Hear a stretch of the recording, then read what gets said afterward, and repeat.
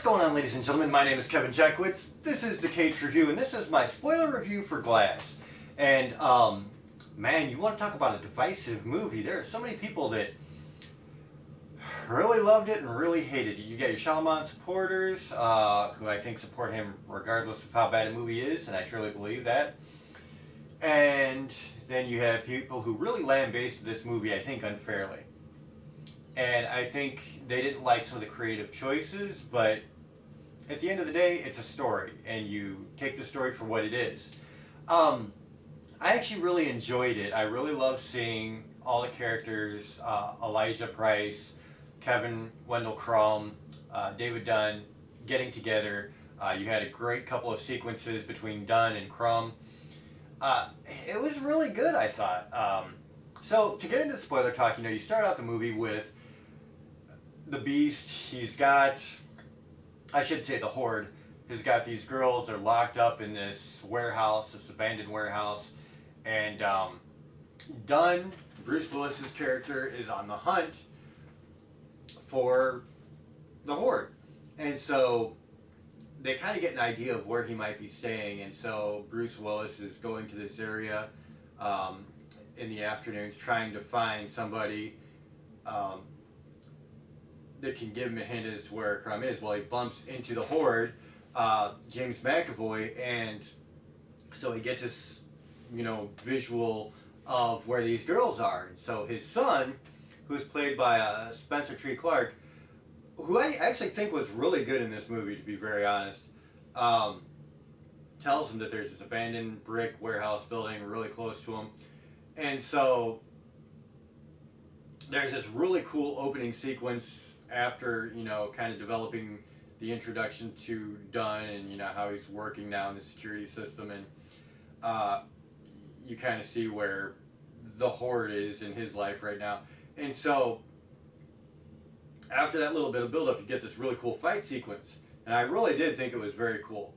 And it turns out that the police show up and they take both of them into custody. And you have Sarah Paulson, who plays Dr. Ellie Staple, who is at the head of this. And it turns out she is a psychiatrist who has been hunting for these two for some time. And it's all under the guise that she's trying to help them with this mental disorder of thinking you're a superhero. And so that's kind of the first act of the movie. You got Dunn, you see where he's at in his life now. I thought that was very well done. You get the first confrontation between him and the Horde, specifically the Beast. And the Beast is really having trouble coming to terms with the fact that he couldn't just annihilate David Dunn. And so that leads you into the second act, where it is Sarah Paulson trying to get through to these people that they are not superheroes. They are suffering from mental condition. They are trying to get them to understand that nothing that they have done is superhuman. And so she starts putting big question marks in their minds, and the movie, I think, does a pretty good job of putting question marks in your mind too, of, okay, are they superhuman like you initially thought? You've seen these scenes where the guy's bending the bars, and then they start to explain it all away. How the bars were super old and they were easily bendable, like she bent them herself, putting an iron bar in between them. And so it was like, I think they actually did a good job of showing you that, okay, these guys are doing superhuman feats, but maybe they are explainable. And so you're kind of under the assumption that these guys are, somehow empowered with these superhuman abilities. But then you're like, but maybe not. And so I really like that. I really did appreciate that.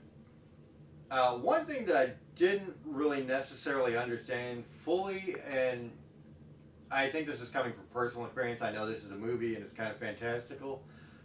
But Anya Taylor-Joy, who she plays the Casey Cook character, which was the girl from Split that the Beast let go. She is in this, and when David Dunn and Kevin get arrested, they bring her in at the school that she's going to, and they say, the guy who kidnapped you and killed your friends has been captured. And so she actually goes to see James McAvoy's character, the Horde, and you get this impression right off the bat that there's some kind of weird connection between these two, and that she somehow feels like maybe he helped her in a way become strong because, her uncle was abusing her, and then that gave her the strength to stand up for herself.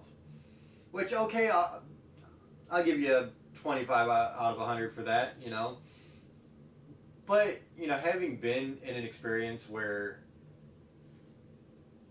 it's kind of over the top and you're a victim of something, that's not how people work. There's a lot of hatred and resentment there usually, and maybe even still some fear factor. And so I don't think they really explained her having such a connection to somebody who kidnapped or killed her friends and put her through such a traumatic experience. I felt like that was kind of it didn't fit. It just didn't work for me. I thought she did a good job with the character. I thought that as far as the acting ability, Anya was very, very good. But I just don't know that felt right and true to me.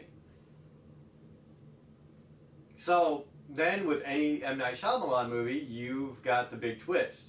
And the big twist here comes in the third act. You find out that Elijah has been planning this escape, and he's kind of looking for this big showdown. Well, the showdown happens on the outside yard of this mental hospital that they've been in. And so it's like they call in the cops, and it turns out not to be really cops. They're like this elite squad, and they come in and they literally just start killing everybody. The first big twist came when Spencer Treat Clark, Joseph Dunn, goes in and he's talking to the Beast, and he lets him know that the Beast's dad was on the same train that David Dunn was that got wrecked and everybody died. And of course that train wreck was because of Elijah Price. And so the Beast grabs Samuel L. Jackson by the shoulder and of course just crushes the bones in his shoulder and then hits him in the chest and shatters everything. And so that was really the first death. Elijah isn't going to pull out from that. Then this squad, Anya, Casey Cook, she's talking to the Beast and she's, bringing him down. She's trying to, bring out the Kevin Wendell Crumb character. And as soon as he pulls up, a sniper shoots him. He's dead.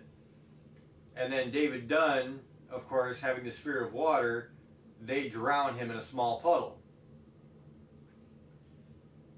So all three main characters die, which I didn't necessarily have a problem with. It's the end of a trilogy. Unless you really plan on going somewhere else with this, fine. I feel like that's the ending. And whatever. All three main characters die. You find out that Sarah Paulson, her character, the psychiatrist, is actually part of a group, an organization that is trying to keep people with special abilities like these three away from the rest of civilization. And so they see these three, they see that they're, being noticed, and so they take them out. And that's kind of what this organization does. And that's kind of the second big plot twist. And I don't know that I really had a big issue with that, as a lot of people did. A lot of people really didn't like that, and they really didn't like the three characters being killed off. Again, for me, it's like, unless you plan on really dragging this out, it's the end of a trilogy. I don't care how that happens. I thought, really, it made sense in a way. Like, if you want to end it, you kill the 3 characters. That's your stopping point. The whole organization that is trying to keep these superhuman, people at bay, keep them unrecognized, take them out if you have to. I don't know. That was a little shaky for me. But the very, very last bit of the movie was Sarah Paulson realizing that Elijah had actually set her up. He'd been kind of getting out of his room and then going back, and so she put a bunch of security cameras up in this hospital, while Elijah was using those security cameras to videotape everything that happened and then send that footage out to the rest of the world. And that was his mission. It was a suicide mission all along. And Elijah was very well aware of that. He knew that he was going to die, and probably that all 3 of those guys were going to die. But he was sacrificing them so that the world would know that there are people like this out here, that they do exist, and that there is somebody trying to cover it all up. And so I thought that was a pretty smart move, honestly. I thought it was pretty thought out, like, if I'm being honest. I did like that. And literally, like, the only problem I think I had with this movie as far as, like, dialogue or plot was, his mom was asking him something about a certain type of comic, and Elijah says, no, this is an origin story. Well, how is it fucking an origin story when everybody dies? Unbreakable was an origin story. Split was an origin story. This was not an origin story. This was everybody dying. No new characters were introduced. David Dunn's son didn't magically become superhuman. So that line didn't really make sense to me in the grand scheme of things. It was like, no, this is not an origin story. You've already done origin stories. This is like the 3rd chapter in a trilogy. This is the opposite of an origin. So that was the only thing that really kind of didn't make sense to me in the whole grand scheme of things. Other than that, though, I already talked about how I really thought the performances were very good. James McAvoy brought in some new characters. He killed it. Like, I really enjoy McAvoy going through all these transitions of different personalities. You get to see his dialogue switch up. You get to see his mannerisms change, his facial tics, things like that. It's all very, very well done. Like, it really is. So, it was really fun to watch that. David Dunn,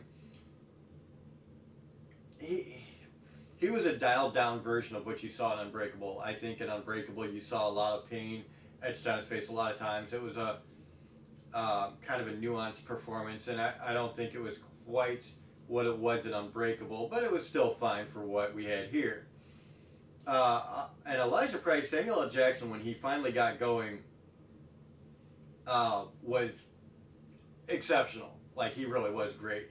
And, people had a problem with the movie being called Glass because you have so much of, James McAvoy's character and David Dunn's, and by comparison, but really this is Glass's movie. This is Elijah Price's movie. It's his plan. It's his setup.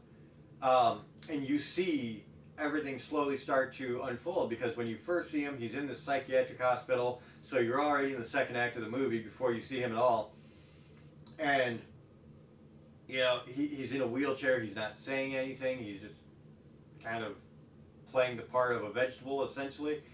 And then things start to evolve, and you understand that, everything does tie back to Elijah. And so I think calling the movie Glass was very appropriate. So that's where I take away from it. I gave it a 7 out of 10, and I think I'm going to stick with that. I really enjoyed it, to be very honest. I thought it was a good movie. So that's where I'm at. So ladies and gentlemen, that's what I take away from it. Let me know what you think in the comments.